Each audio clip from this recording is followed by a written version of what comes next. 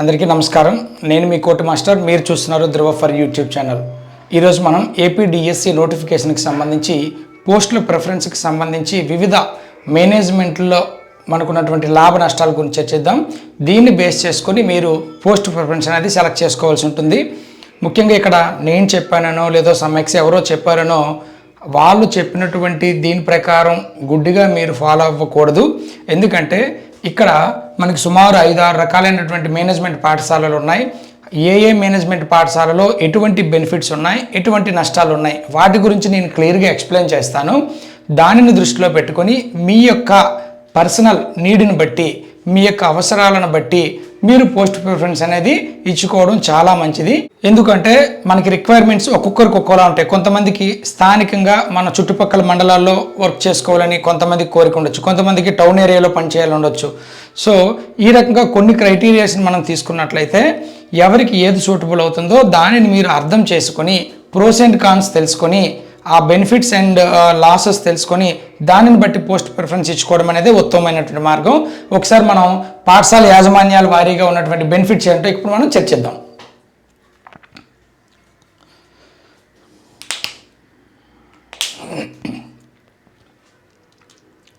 ముందుగా మనం చూసినట్లయితే ఎంపీపీ జెడ్పీపీ స్కూల్స్ అంటే మండల పరిషత్ అలాగే జిల్లా పరిషత్ యాజమాన్య పాఠశాలలు. ఇందులో మనకి 3 రకాలైనటువంటి స్కూల్స్ వస్తాయి. ఒకటి MPPS Mandal Parishad primary school, MPUPS upper primary school, ZPHS Zilla Parishad high school. ఇక్కడ ఎంపీపీఎస్ ఎంపీపీఎస్లో ఎస్జిటిఎల్ నియమిస్తారు. ఎంపీయూపీఎస్లో 1 to 5th వరకు ఎస్జిటిఎల్ బోధిస్తారు, 6 to 8 వరకు మనకి స్కూల్ అసిస్టెంట్లు బోధిస్తారు. ఇలాగే జెడ్పీహెచ్ఎస్ జిల్లా పరిషత్ ఉన్నత పాఠశాలలు అంటాం, జెడ్పీ హై స్కూల్స్. ఈ జెడ్పీహెచ్ఎస్లో స్కూల్ అసిస్టెంట్స్ని మాత్రమే నియమిస్తారు. మరి ఈ మండల పరిషత్ జిల్లా పరిషత్ పాఠశాలకు సంబంధించి మనకున్నటువంటి ప్లస్ పాయింట్స్ ఒకసారి చూసినట్లయితే ప్రభుత్వం ఏ జీవో జారీ చేసినా పిఆర్సీ బెనిఫిట్స్కి సంబంధించి కావచ్చు, లేదా ఉద్యోగుల ఫెసిలిటీస్కి సంబంధించిన జీవో కావచ్చు, ఏ జీవో అయినా సరే ఇమీడియట్గా ఎఫెక్ట్ అవుతుంది ఈ 3 కేటగిరీల వాళ్ళకి. సో పిఆర్సీ జీవో అక్కడ ఇచ్చిన వెంటనే ఎఫెక్ట్ అవుతుంది వీళ్ళకి. అంతేకాకుండా 1వ తేదీనే జీతాలు పడేటటువంటి అవకాశం, ప్రభుత్వ ఖజానా నుంచి జీతాలు చెల్లించబడతాయి ఈ ఉపాధ్యాయులకి. ఇంకొక ప్లస్ పాయింట్ ఏంటంటే ఈ మండల పరిషత్ జిల్లా పరిషత్ పాఠశాలలు అనేవి హ్యూజ్ నెంబర్ ఆఫ్ స్కూల్స్ ఉంటాయి.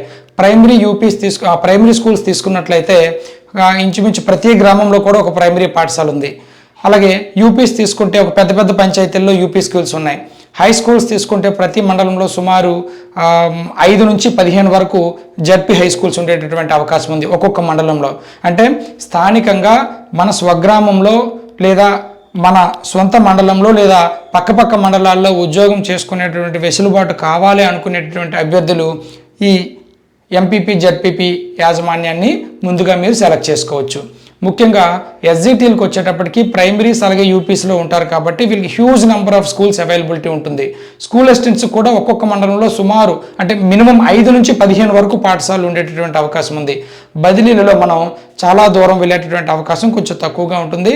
మన సీనియారిటీని బట్టి, మనకు వచ్చినటువంటి పాయింట్స్ని బట్టి మన మండలం లేదా చుట్టుపక్కల మండలాల్లో పనిచేసుకునేటటువంటి వెసులుబాటు ఎక్కువగా మనకి కలుగుతుంది. ఇది ఎంపీపీ జెడ్పీపీ స్కూల్స్ యొక్క పరిస్థితి.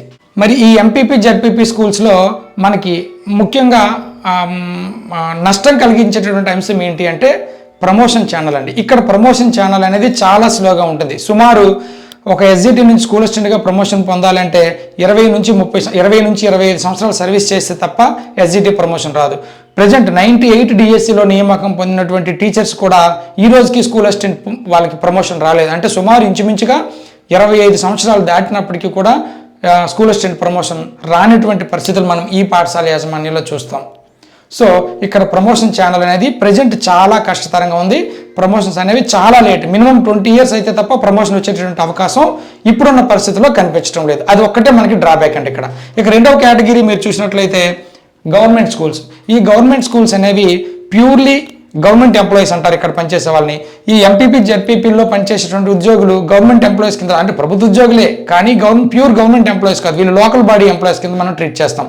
మరి ఈ గవర్నమెంట్ యాజమాన్యంలో ఉన్నటువంటి ఉద్యోగులు ప్యూర్లీ గవర్నమెంట్ ఎంప్లాయీస్. ప్రభుత్వం జారీ చేసినటువంటి ప్రతి జీవో కూడా వీళ్ళకి ఇమీడియట్గా ఎఫెక్ట్ అవుతుంది, ఏ జీవో అయినా కూడా. ఇక్కడ మనకి 2 రకాలైనటువంటి పాఠశాలలు కనిపిస్తాయి, జీపీఎస్ అలాగే GHS. Government primary school, government high school. Government primary schools అనేవి వెరీ లిమిటెడ్, ఒక్కొక్క జిల్లాలో ఒక 4 నుంచి 5కి మించి ఎక్కడ కనిపించడం లేదు ప్రజెంట్. సో చాలా తక్కువగా ఉన్నాయి కాబట్టి ఎస్జిటీలుగా ఒక 5 నుంచి 10 మందికి తప్ప ఎక్కువ మందికి వచ్చేటటువంటి అవకాశం లేదు. అయితే రెండో category GHS, government high school. ముఖ్యంగా స్కూల్ అసిస్టెంట్ అభ్యర్థులు ఇక్కడ గమనించాలి. వాళ్ళకి జడ్పీహెచ్ఎస్లు ఉంటాయి, జిహెచ్ఎస్లు ఉంటాయి. ఈ జిహెచ్ఎస్లు అనేవి ప్రతి జిల్లాలో సుమారు 90% మండలాల్లో మాత్రమే ఉన్నాయి. కొన్ని మండలాల్లో ఉండవు. ఉన్న దగ్గర మండలంలో ఒక జిహెచ్ఎస్ మాత్రమే ఉంటుంది, గవర్నమెంట్ హై స్కూల్. మరి స్కూల్ అసిస్టెంట్ అభ్యర్థులు ఇక్కడ చాలా జాగ్రత్తగా చూడాలండి. ఈ గవర్నమెంట్ యాజమాన్యంలో నియామకం పొందిన ఎస్జిటి నుంచి స్కూల్ అసిస్టెంట్కి అయితే ప్రమోషన్ చాలా వేగంగా వస్తుంది. 5 నుంచి 9 సంవత్సరాల లోపే ఎస్జిటి టు ఎస్ఏ ప్రమోషన్ వస్తుంది. కానీ స్కూల్ అసిస్టెంట్ నుంచి గెజిటెడ్ హెడ్ మాస్టర్ ప్రమోషన్ రావడానికి, high school head master promotion రావడానికి చాలా ఎక్కువ సమయం తీసుకుంటుంది. సో ఇక్కడ మనకి బెనిఫిట్స్ ఏంటి అంటే ఫైనాన్షియల్ బెనిఫిట్స్ అన్ని ఇమీడియట్గా ఎఫెక్ట్ అవుతాయి.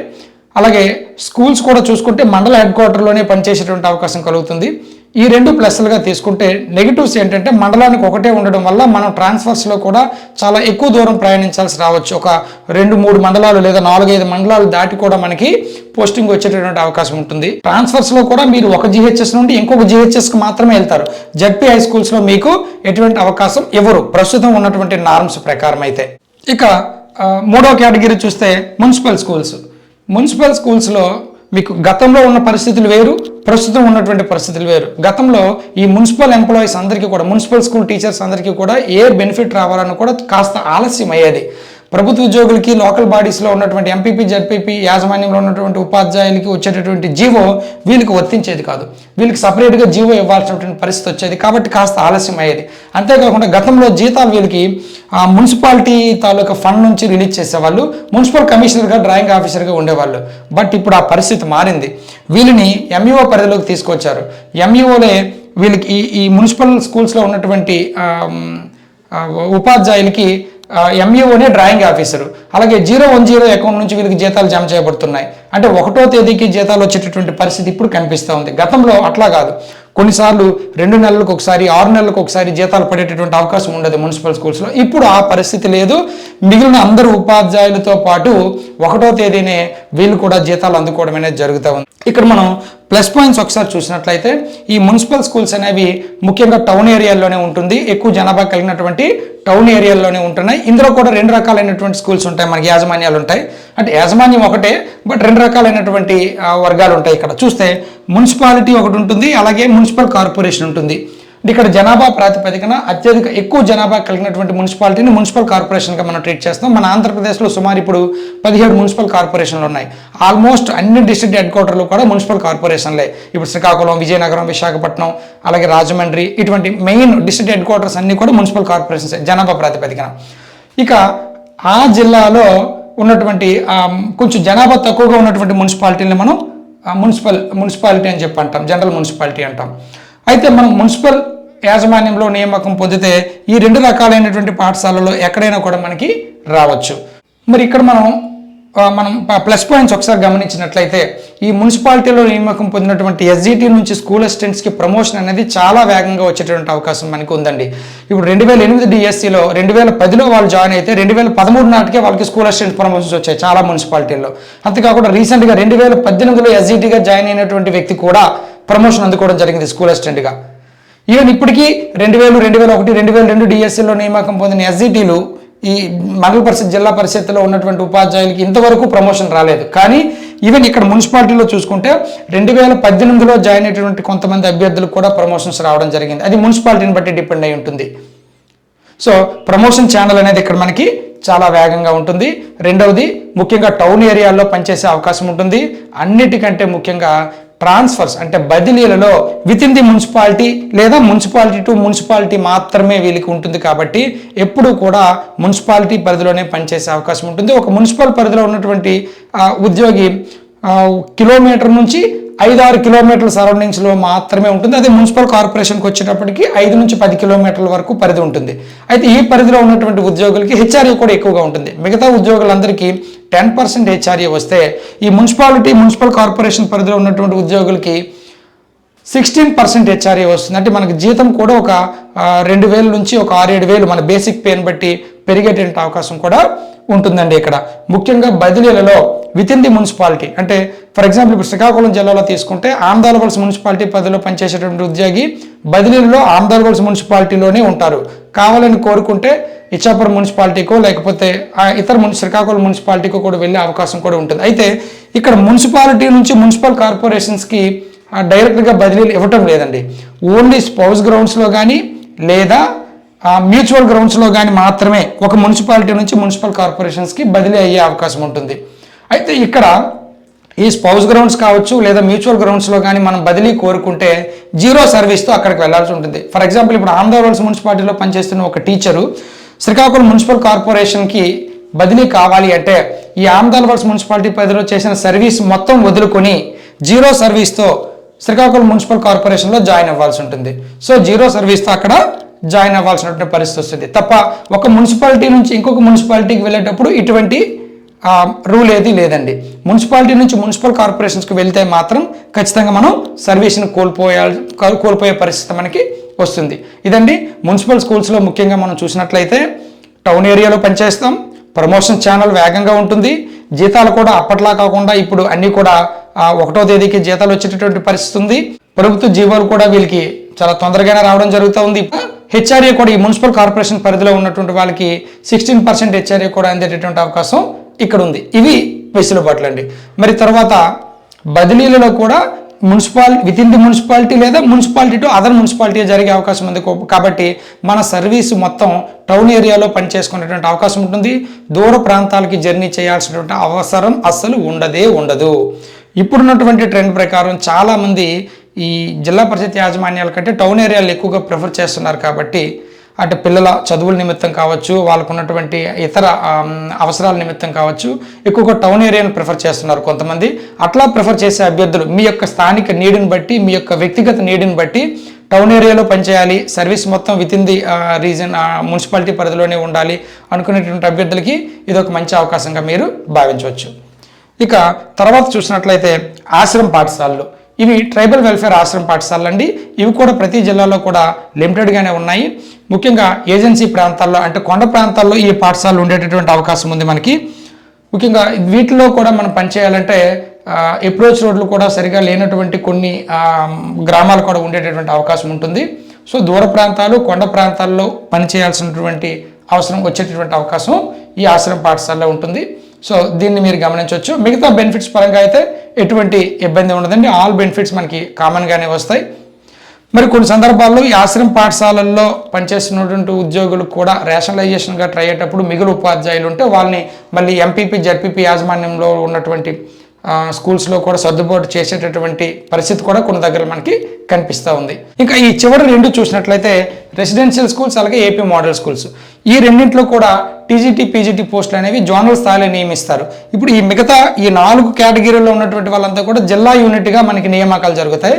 ఈ residential schools, AP model schools పోస్టులు అనేవి జోనల్ పోస్టులు అండి. అంటే మనం బదిలీలలో పక్క జిల్లాలకు కూడా వెళ్ళాల్సినటువంటి అవసరం వస్తుంది కొన్ని సందర్భాల్లో. అంతేకాకుండా ఈ రెసిడెన్షియల్ స్కూల్స్ వాళ్ళకి కూడా జీవోస్ ఏవి కూడా డైరెక్ట్గా వర్తించవు.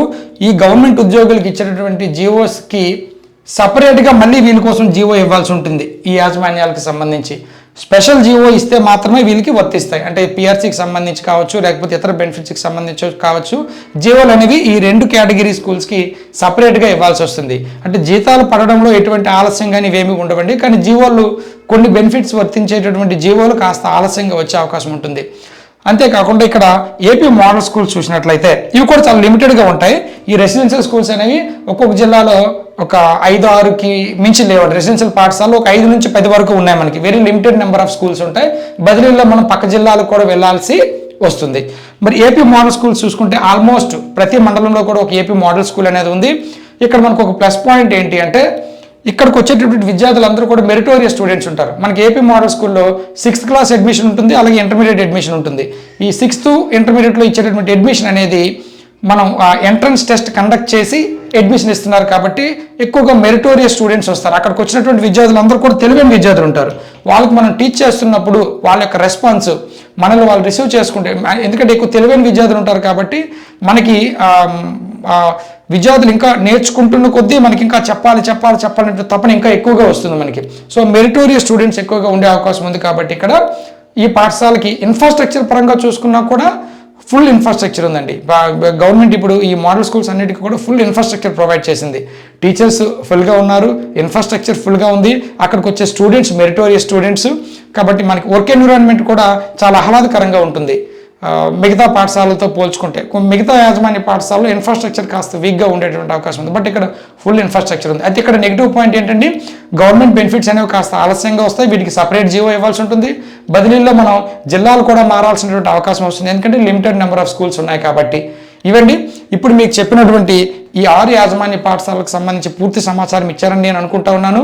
మీ యొక్క వ్యక్తిగత నీడ్ని బట్టి మీరు పాఠశాల యాజమాన్యం సెలెక్ట్ చేసుకోండి. ఇప్పటికే మీరు సెలెక్ట్ చేసి ఉంటే ఎడిట్ ఆప్షన్ ఇచ్చినప్పుడు మీ యొక్క వ్యక్తిగత అవసరాన్ని బట్టి మీరు ప్రిఫరెన్స్ ఇచ్చుకోండి. ఇంతవరకు అప్లికేషన్ సబ్మిట్ చేయనటువంటి అభ్యర్థులు ఆలోచించండి. ఇప్పుడు నేను చెప్పానని కాదు, లాభ నష్టాలను మాత్రమే నేను ఇక్కడ మీకు చెప్పడం జరిగింది. ఇందులో ఏది మీకు అనుకూలం ఏవి అననుకూలం అనేది మీరు సొంతగా నిర్ణయం తీసుకొని మాత్రమే పెట్టండి. ఎందుకంటే ఈ గవర్నమెంట్ స్కూల్స్ వీటికి వచ్చేటప్పటికి నార్మ్స్ అనేవి ఎప్పటికప్పుడు మారుతూ ఉంటాయి. ఈ రోజు ఉండేటటువంటి రూల్ రేపటికి ఉండదు. సో అయ్యో నేను అప్పుడు ఇది పెట్టుంటే బాగుండేది, అది పెట్టుంటే బాగుండేది అనేటువంటి భావన మనకి రాకూడదు, తర్వాత మనం రిగ్రెట్ ఫీల్ అవ్వకూడదు. సో వీటన్నిటిని దృష్టిలో పెట్టుకొని మీరు మీ యొక్క పాఠశాల యాజమాన్యాన్ని అక్కడ ఆర్డర్ ఆఫ్ ప్రిఫరెన్స్ సెలెక్ట్ చేసుకోండి. Keep watching for more updates. Thank you so much.